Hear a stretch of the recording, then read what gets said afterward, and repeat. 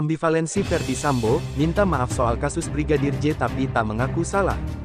Namun sebelum kita bahas, admin mengucapkan terima kasih kepada kalian semua, yang masih mengikuti channel kami, dan kami akan terus menyajikan berita terupdate setiap harinya.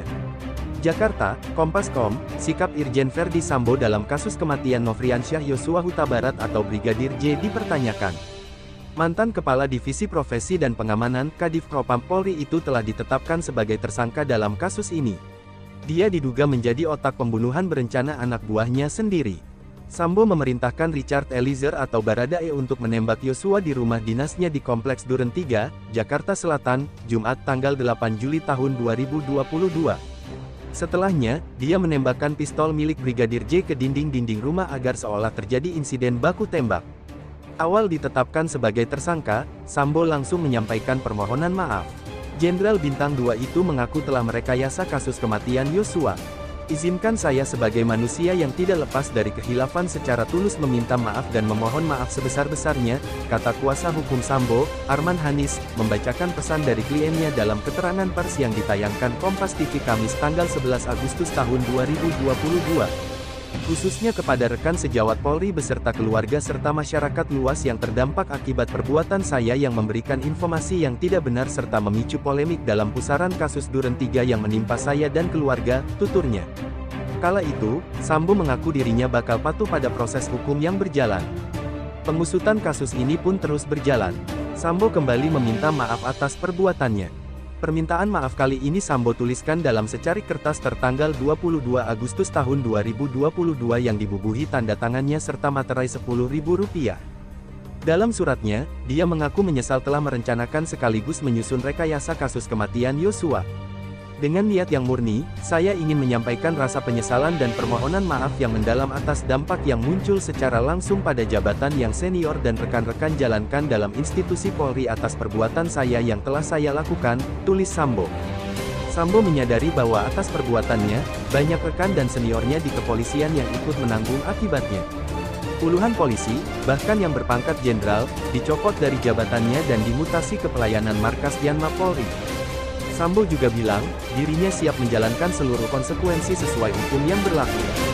Saya mohon permintaan maaf saya dapat diterima dan saya menyatakan siap untuk menjalankan setiap konsekuensi sesuai hukum yang berlaku, tulis Sambo.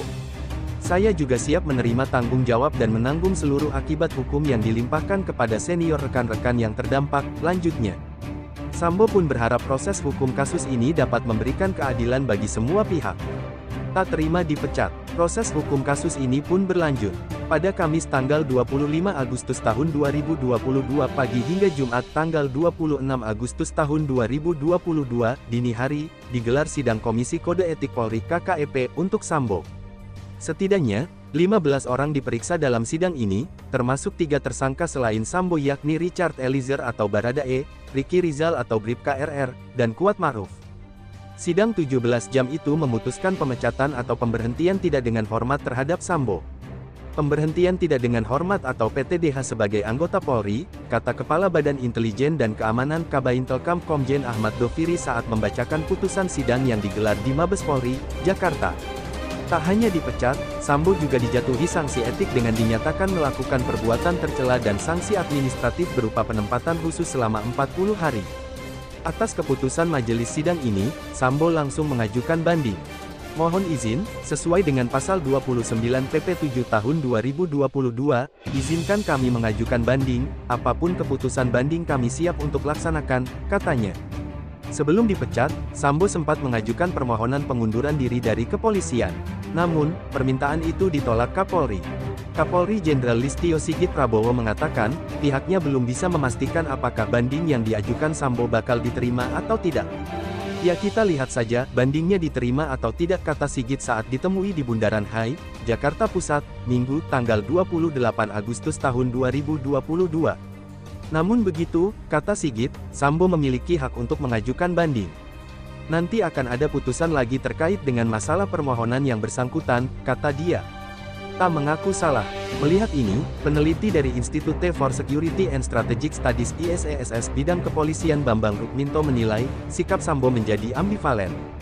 Di satu sisi, Sambo meminta maaf dan mengaku menyesali perbuatannya. Namun, dia mengajukan banding atas pemecatannya dari kepolisian. Kendati mengajukan banding pemecatan merupakan hak setiap personel Polri, menurut Bambang, ini menunjukkan bahwa Sambo tak mengakui kesalahannya.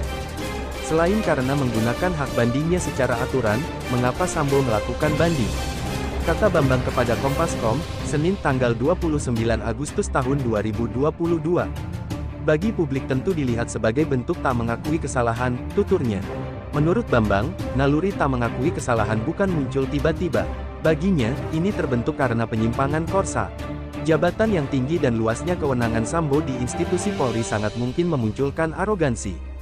Bambang berpendapat, ini tak hanya terjadi pada Sambo semata, tetapi jamak ditemui di Korps Bayangkara. Makanya sampai sekarang tidak pernah ada permintaan maaf dari polisi kepada publik, ujarnya. Lebih lanjut, Bambang berharap Kapolri mempercepat pembentuk komisi banding agar sidang KKEP banding lekas digelar. Dengan demikian, keputusan pemecatan Sambo dapat segera inkrah. Menurut dia, sudah seharusnya polisi menolak permohonan banding Sambo. Tak ada alasan bagi Polri mengabulkan permintaan tersangka kasus pembunuhan berencana itu. Sebenarnya sudah tak perlu lagi ada pertimbangan lagi.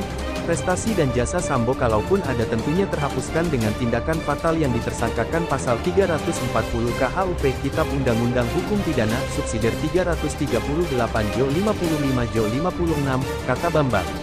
Mungkin itu saja yang dapat kami sampaikan, jika ada salah kata mohon dimaafkan.